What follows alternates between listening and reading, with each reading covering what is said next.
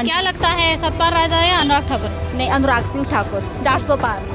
कई बच्चे गरीब होते हैं, वो उनके लिए ट्यूशन लेना बहुत मुश्किल हो जाता है, तो हम फ्री में बच्चों को पढ़ाते हैं, तो ये बहुत ही अच्छी पहल है अनुराग ठाकुर जी की। और आज तक मोदी जी की तरह कोई नेता हुआ भी नहीं और ना ही फ्यूचर में कभी शायद होगा। 3 लाख से 4 लाख से जीते आए हैं, इस बार जो 4 लाख से ऊपर से ही उनकी लीड मिलेगी। संविधान को 62 बार बदलने का काम कांग्रेस ने किया है। ये तो बेचारे, ये तो खनन खुनन से मुक्ति मिलेगी, सबको तो कुछ कर पाएंगे। इलेक्टोरल बॉन्ड लाए थे तो सब पार्टी में जाता था, कांग्रेस को दर्द होता था और बाकी विपक्ष को। अनुराग जी, विपक्ष का कहना है कि अगर तीसरी बार सरकार सत्ता में आती है तो इससे संविधान की हत्या होगी, क्या कहना चाहेंगे? विपक्ष का काम गुमराह करना है और झूठ बोलना है। संविधान को 62 बार बदलने का काम कांग्रेस ने किया है। संविधान की हत्या इंदिरा गांधी जी ने इमरजेंसी लगा कर की। संविधान को अपमानित राहुल गांधी जी ने अध्यादेश अपनी सरकार का फाड़ कर किया है। संविधान की हत्या राजीव गांधी जी ने शाहबानो केस के बाद कानून को पलटने का किया है।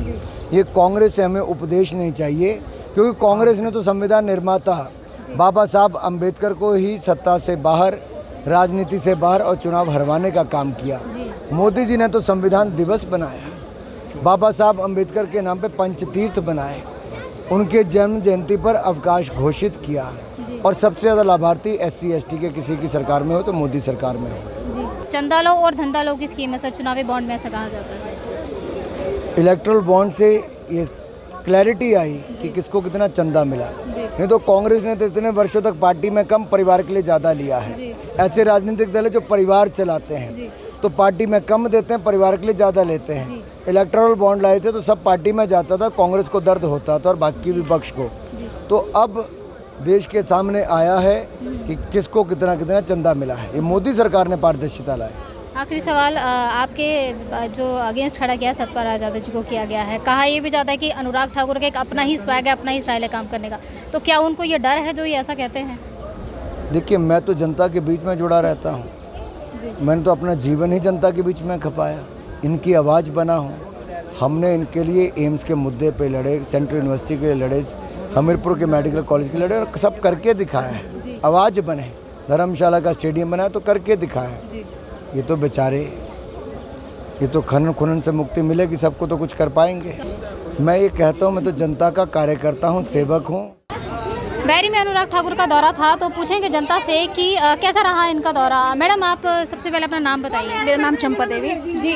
तो अभी अनुराग ठाकुर का दौरा था, अभी वो निकले हैं, कैसा रहा है? बहुत बढ़िया जी। क्या लगता है सतपाल राजा या अनुराग ठाकुर? नहीं, अनुराग सिंह ठाकुर 400 पार। जी। अच्छा, आप क्या कहेंगे? 400 पार। बिल्कुल ऐसा ही होगा। जी। तो क्या कहना चाहेंगे इसके अलावा कि अगर मोदी सरकार इस बार तीसरी बार आ जाती है तो बहुत खुशी की बात होगी, और हमारा जो देश है वो डेवलप होगा और ज़्यादा बढ़ेगा। जी जी, बहुत बहुत धन्यवाद मैम। कहते हैं विपक्ष भी कि इस बार जो है वो पिछले 2014 की तरह ही बुरा हाल होने वाला है बीजेपी का भी।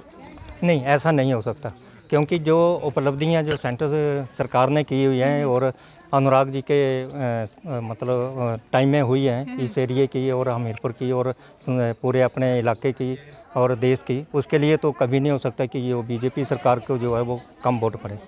जैसे पहले जो था वो 3 लाख से 4 लाख से जीते आए हैं, इस बार जो 4 लाख से ऊपर से ही उनकी लीड मिलेगी। 400 पार का जो नारा है, क्या लगता है इस बार की वो फलीभूत होगा पूरी तरह से? हो सकता है, क्यों नहीं होगा मैडम जी, क्योंकि उसके लिए तो जो उनकी उपलब्धियां हैं उनके अनुसार तो ये 400 का पार का जो नारा है वो भलीभांति से पूरा हो जाएगा। यो बैरी की जनता का जो कहना है कि पूरी तरह से फलीभूत होगा, 400 पार का नारा बहुत ही ऊपर तक जाएगा। मोदी जी ने हमें एक समूह सेल्फ हेल्प ग्रुप चलाए हैं, और उनमें हमें BO का एक क्लस्टर चलाया हुआ, उसमें 1 लाख 2 लाख भेजे हैं ना हमें करके, और हमें ट्रैक्टर और हल वगैरह जो पंप वगैरह खरीदे और प्लेटें बनाने की मशीनें भी दी है हमें। चुनावों में गृहिणी का बहुत बड़ा हाथ होता है, क्योंकि घर की महिला जो है वो हर काम देखती है, बड़ा बच्चा बूढ़ा जो भी हो उसके लिए बहुत तत्पर रहती है। तो मेरे साथ महिलाएं आप देख सकते हैं, खुश भी हैं बहुत। तो मैडम, क्या कहना चाहेंगी इस बार के इलेक्शंस के लिए? अच्छा, आपसे पूछें। हाँ जी। हाँ मैडम जी जी बताइए।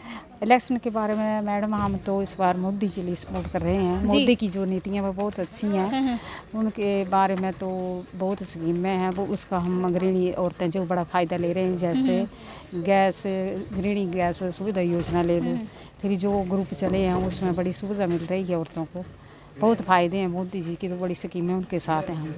तो आप अपना कोई जैसे SSG ग्रुप होते हैं ना, स्वयं सहायता समूह, वो भी चलाती हैं आप? हाँ जी चलाती हैं मैम। अच्छा, आप चलाते हैं, नाम बताइए मैम अपना। मैम मेरा नाम रेशमा चौहान है। हाँ जी, मैं यहीं पे जंगल बैरी में बाड़ू गाँव वहाँ से बिलोंग करती हूँ। जी। कई बच्चे गरीब होते हैं, वो उनके लिए ट्यूशन लेना बहुत मुश्किल हो जाता है, तो हम फ्री में बच्चों को पढ़ाते हैं, तो ये बहुत ही अच्छी पहल है अनुराग ठाकुर जी की। हमारे साथ और भी हैं, दादी माँ भी हैं, आप क्या कहेंगे? बताइए ज़रा, मोदी ने क्या किया है आपके लिए? मोदी ने क्या किया, 1 रैंक की पेंशन दिलाई थी। अच्छा। बड़ा अच्छा काम किया। हाँ। हम अनुराग को देंगे वोट और मोदी जी को जिताएंगे। हम मोदी जी को लाएंगे बस। माता बड़ी आराम से बैठी हैं, खुश हो अनुराग ठाकुर से? खुश है ना अनुराग अनुराग को ही देंगे। फिलहाल के लिए अनंत ज्ञान की टीवी के लिए इतना ही, मुझे इजाज़त दीजिए।